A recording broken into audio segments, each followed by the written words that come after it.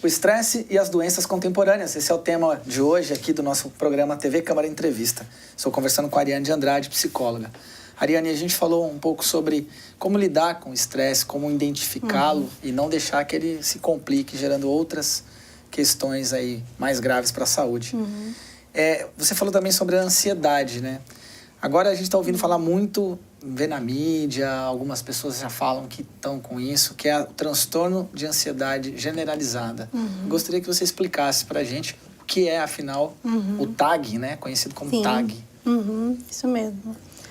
No caso, o transtorno de ansiedade generalizada, ela é um distúrbio onde essa ansiedade, né, ela já é maior, ela já é muito preocupante e a pessoa ela começa a ficar mais fica exaustiva, ela fica mais preocupada e ela não consegue mais fazer outras coisas que ela faz normalmente. Então essa pessoa ela fica ansiosa quase sempre ou preocupada demais. E aí ela também começa a ter outros sintomas, né? Nesse caso, os sintomas são muito parecidos, até mesmo com o estresse, né? Então, ela fica com dores, né? Ela fica com uma tensão muscular, né? Ela fica com problemas cardiovasculares, gastrointestinais também. A questão é que na TAG, né? Ela precisa ter um diagnóstico desses sintomas de pelo menos 6 meses. Então tem que ter um acompanhamento também. Sim, porque senão ela banaliza, né? Assim como o estresse, ela vai banalizar a ansiedade. E a ansiedade todo mundo sente, né? Alguns mais, outros menos. Né? A diferença é exatamente isso. É quando essa ansiedade ela começa a ficar demais e começa a prejudicar o dia a dia da pessoa. Então ela deixa de fazer muitas coisas por causa dessa ansiedade. Você acredita que essa banalização, também não existe uma certa glamorização dessas questões, assim, dessas novas patologias, essas que a gente está chamando até aqui mesmo de essas doenças da contemporaneidade? É porque, na verdade, elas sempre existiram, né? Só que hoje em dia as pessoas, em vez de lidarem com isso, elas já dão um diagnóstico, né? Elas já fecham, estou estressado, pronto. Né? Já assume já assume como se fosse uma coisa boa. Ou até um traço da personalidade. Você tem que me respeitar porque esse é o meu jeito de ser. Exatamente. Isso acontece muito mesmo, né? Da pessoa já se intitular como sou ansiosa, então justifica, né, o jeito da pessoa de ser e às vezes justifica ela não lidar com as questões importantes da vida dela.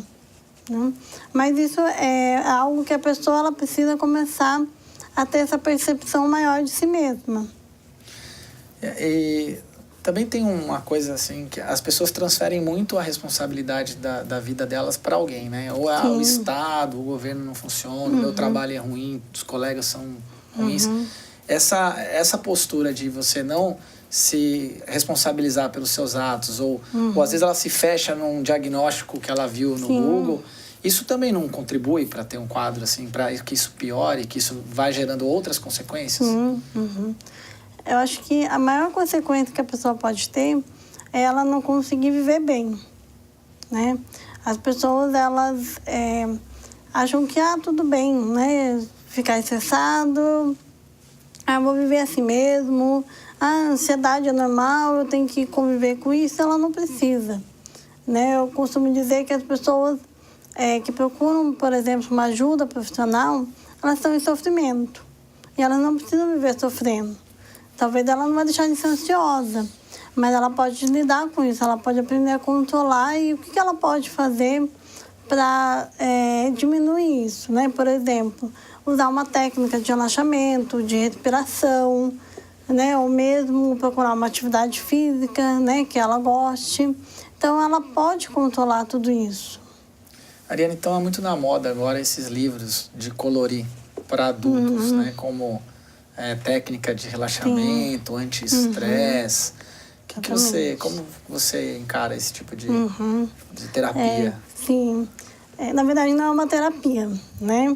Pode ser utilizado como uma técnica de relaxamento uma forma, né, uma técnica que a pessoa encontra para lidar com o estresse, né, para lidar com a ansiedade. Do dia, assim. Sim, mas a gente não pode dizer que é uma terapia, né? Não existem estudos que comprovam isso como uma terapia. Pintei aqui uma aquarela, tô curado. Não, não.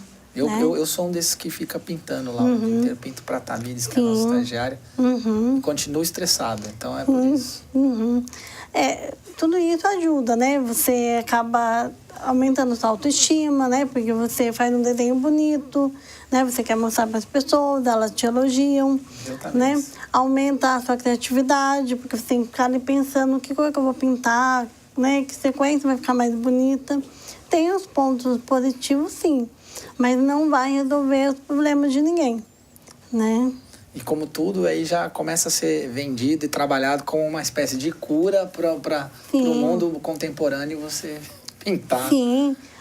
Para você ter uma ideia, no Brasil é um dos lugares que está sendo mais vendido o livro, né? Porque as pessoas, elas... isso vai resolver meu problema, então eu vou lá... parar de ir lá na terapeuta, porque agora eu ganhei um livro de colorir. Sim, é mais barato, né, que pagar a terapia, né? Tá certo. A gente vê muitas técnicas, né? As pessoas... o trabalho do psicólogo é um trabalho que leva tempo, tem um processo, né? Como você mesmo falou, até o diagnóstico leva mais tempo.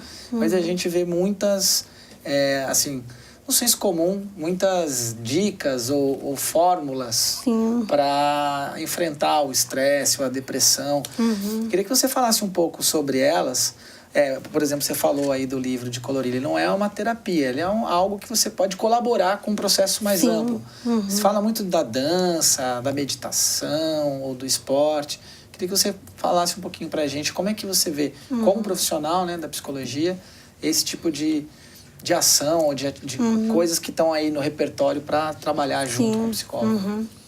Eu acredito, assim, que tudo que vai fazer bem para o paciente, né, ou para a pessoa, né, pode ser válido e ela pode fazer. Porque esse é o sentido, né? Tem que realmente fazer bem. É a mesma coisa da terapia. Não adianta a pessoa vir porque foi obrigada, ou porque, né, no caso da criança, a mãe levou. Né? Ela tem que se sentir à vontade e saber que ali ela vai lidar com questões que lá fora, né, com as outras pessoas, ela não vai lidar. Né? Então, normalmente eu aconselho muito o paciente, né, a fazer algum esporte, ou simplesmente conseguir procurar alguma coisa que ele possa ter um momento de relaxamento, né? Um momento que ele fique envolvido com aquilo e não pense no trabalho, consiga desligar isso mesmo. Né? Normalmente pode ser um livro, pode ser escutar uma música, ou menos ficar na internet ali vendo alguma coisa de interesse. Né? Normalmente homens gostam de carro, né? Mulheres também culinária, procurar uma receita para fazer. Né? Eu acho que tudo que for bom para a pessoa é válido ela procurar, sim. Ajuda, né? Sim. Uma síndrome que também se falou muito agora, acho que muito em função do desastre aéreo lá na Europa, que o copiloto teria jogado o avião em direção à montanha, que é a síndrome de Burnout, não sei se é assim que se pronuncia, que tem a ver com esgotamento profissional e que acomete pessoas que trabalham, sobretudo aquelas que trabalham com intensa pressão, como o caso de um piloto, controlador de tráfego aéreo, policial. Eu queria que você falasse, eu nunca tinha ouvido falar dessa síndrome e de repente ela tá aí, agora todo mundo também tem. Exatamente. E como é que é isso? E qual é a diferença dela para um estresse, assim, com o trabalho, com a situação do trabalho? No caso, a síndrome de Burnout, ela é mais conhecida aqui no Brasil como a síndrome de esgotamento profissional mesmo. Né? Como você falou, acontece muito com profissionais que lidam com dramas, né? Um contato maior com o outro, com problemas. Aqui no Brasil, os estudos são feitos principalmente com professores, com profissionais da área de saúde, que eles têm, né, mais contato com essas questões e acabam ficando mais expostos a esses problemas mesmo de saúde. O que acontece é que a própria palavra burnout, né, ela veio da questão que um psicólogo percebeu, né, no seu paciente, que pareciam que eles estavam queimando. Sabe assim, a palavra burnout vem disso, queimando. Perdendo a sua energia. Então, a pessoa, ela está ali trabalhando, às vezes a gente chega até a ter um estresse, mas aquilo vai acumulando, né? E aí chega um momento que ela já não aguenta mais. E aí parece que ela não gosta mais do que ela faz, que aquele trabalho já não é bom, mas na verdade ela já está esgotada, né? A energia dela foi toda queimada, vamos dizer assim.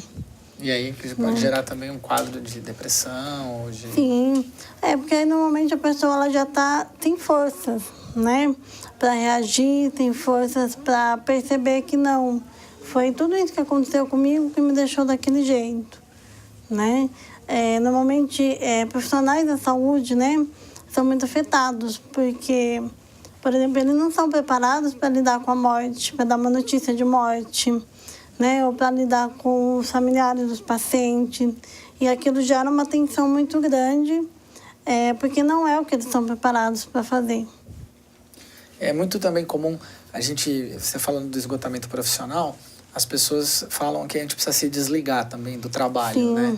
Sim. E tem outras pessoas que falam que não, que a gente precisa fazer algo que a gente goste para que essa ligação com o trabalho não seja sempre prazerosa. Você está sempre dentro daquilo do universo da sua profissão, você está em contato, sempre te trará prazer. Sim. Parecem concepções antagônicas, né? Mas como que a gente... Qual conselho seguir desses dois? Acho que é importante fazer aquilo que gosta, né? Mas a gente precisa saber que nem sempre dá para fazer isso. Mas são questões de escolhas, né? Você escolheu, por exemplo, ser jornalista em vez de ser engenheiro. É uma escolha. Né? Então, a pessoa tem que ter muita ciência disso, né? Mesmo quando ela não escolhe, ela está escolhendo. Mas ela vai ser conduzida a fazer algo, então, que ela não escolheu. Sim. Mas, no caso, muitas vezes a pessoa ela consegue lidar com as questões dela como pensar no trabalho mesmo, né? Eu costumo dizer, todo mundo precisa trabalhar, todo mundo, não dá para fugir do trabalho, mas é só um trabalho, né? Sua vida continua depois, né? Você bate o cartão 5 horas da tarde, você tem o seu tempo livre, né? Eu conheço casos de pessoas que perderam emprego e entraram em depressão ou começaram a ter um quadro de ansiedade, porque ele se doou tanto para o trabalho que ele esqueceu as outras coisas, né? E aí, quando ele saiu do trabalho, parece que ele perdeu a vida dele, né? Mas não, a vida dele continua. A gente tem visto muito, se fala muito de uma geração que privilegiou o trabalho e deixando de lado outros aspectos da vida, né? Como a vida familiar, e que isso pode gerar também, no futuro, uma frustração muito grande. Sim, né? Porque você deixa de realizar outras coisas, né? Pensando, não, meu trabalho é tudo, né? Se eu não trabalhar, né? Eu vou deixar de fazer um monte de coisa importante. Mas é só um trabalho, você tem família, você tem amigos, né? Você tem o direito de ter momentos de lazer, né? Momentos de se sentir bem fazendo alguma coisa.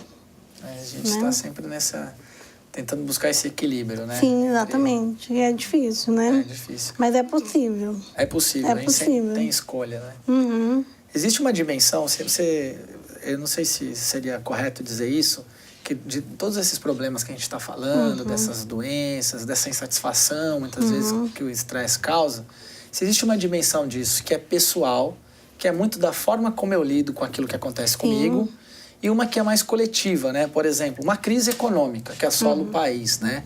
Ou eu imagino a população do Nepal agora, né? Um evento, um terremoto, isso é um gerador de estresse que está completamente fora do controle das pessoas, né?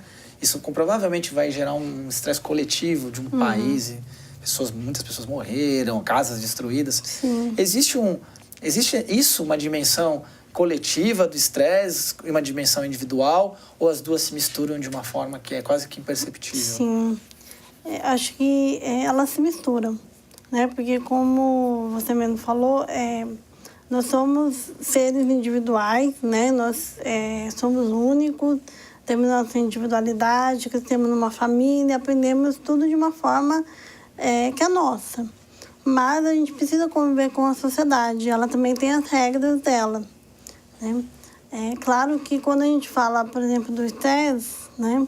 É o que a gente estava falando agora, a gente não pode deixar de trabalhar, né? É uma regra coletiva, todo mundo precisa trabalhar. Mas você pode escolher em que você vai trabalhar, né? Então, acho que o mais importante, e que a gente não tem muito isso aqui no Brasil, é um projeto de pensar numa prevenção, né? De pensar antes, né? Então, vamos planejar como que eu quero a minha vida, né? Eu quero trabalhar como todo mundo ou eu quero ter uma satisfação? Como que eu vou fazer tudo isso? E aí tentar esse equilíbrio, né? Entre o que a sociedade, o que a cultura pode nos oferecer e o que a gente pode fazer também. Dentro dela, né? Sim. Dentro das escolhas que a gente tem para fazer dentro da sociedade. É, porque o mais importante é a gente ficar bem, né? Você pode fazer o que você quiser, mas você tem que ficar bem com isso. Tem que lidar com as consequências dessas escolhas também. Exatamente. Eliane, e as crianças, né? A gente vive num mundo de intensas seduções do mundo do consumo, a publicidade infantil, todo o sistema, que é cada vez mais...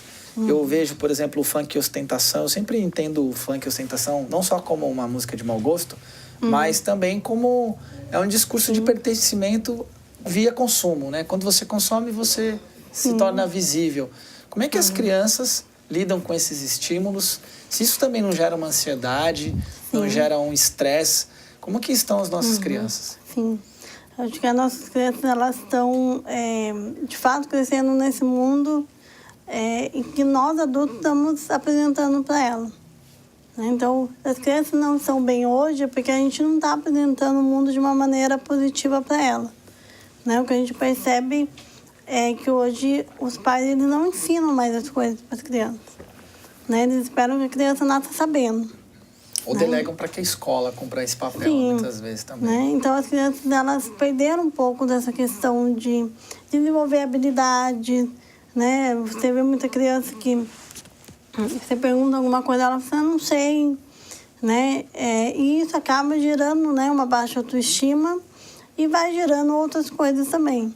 Né? Hoje em dia é muito comum ver crianças com depressão, com ansiedade, porque elas não sabem lidar com as questões, os pais não ensinam. Né? E aí elas acabam suprindo isso, seja na comida, né? Seja até mesmo no comportamento antissocial, né? Começa a ficar mais agressiva, porque ela não sabe lidar de uma outra maneira. Ela não sabe sentar, conversar, ela não aprendeu a expressar os sentimentos dela. E aí é mais fácil, né? Para a criança ela acabar sintomatizando isso. Então ela fica doente, né? Porque ela é mais sensível. E normalmente a criança, às vezes, ela é um sintoma daquela família. A família toda está com algum problema e vai ser na criança que vai aparecer, né? Porque ela está mais sensível ali de todo mundo. E isso é um quadro irreversível? Uma criança que está num quadro desse, numa dinâmica como essa, é possível que ela se torne um adulto um pouco mais resolvido em relação a isso? Ou é muito difícil trabalhar isso quando isso já vem desde a infância? Não, com a criança não. Né? Eu costumo dizer, a criança ela pega tudo que a gente oferece para ela. Né? Acho que a maior dificuldade é com os pais. Né? O pai leva no psicólogo, assim como ele leva na escola, ele espera que o psicólogo resolve tudo. Né? E às vezes você precisa conseguir pontuar para os pais. Olha, a questão é com você. Né? Normalmente os pais não gostam muito dos psicólogos, porque existe aquela frase, né? A culpa é sempre dos pais. E eu costumo trocar essa palavra. Em vez de culpa, eu acho que é a responsabilidade dos pais. Né? Isso é importante os pais saberem. Os filhos são responsabilidade deles. Então, é eles que precisam ensinar tudo isso para os filhos. E assumir essa responsabilidade que é deles. Sim, exatamente. Né? A culpa ela já meio que nasce, né? Principalmente com a mãe. Né? A criança nasce, a mãe já se sente culpada porque ela não está preparada para cuidar daquele filho. Mas, na verdade, ela não precisa se sentir culpada. Ela se sente responsável. Muito bem. Bom, conversei hoje com a Ariane de Andrade, psicóloga. Falamos sobre o estresse e as doenças contemporâneas. Gostaria de agradecer, Ariane. Muito obrigado pela tua participação. Queria saber se você tem algum e-mail ou site para contato, para deixar aqui para quem está assistindo o programa. Se você... Eu que agradeço. Tem meu site, né? Ele é wapsico.webnode.com.br. E as pessoas podem entrar em contato, mandar e-mail, ou mesmo, né, se precisar de alguma orientação, a gente está para isso, né? O serviço da psicologia, ela está aí à disposição para que as pessoas possam utilizar ela. Muito bem. E procurem sempre ajuda. Procurem a ajuda de um profissional que vai, com certeza, trazer um resultado mais positivo. Sim, é o que você falou, né? A gente vai ajudar, né? A gente não vai solucionar nada sozinho, né? É sempre um trabalho em conjunto. Muito bem. Muito obrigado pela sua audiência. Fica aqui, então, mais um programa TV Câmara Entrevista, TV Câmara Jacareí, a TV pública da cidade.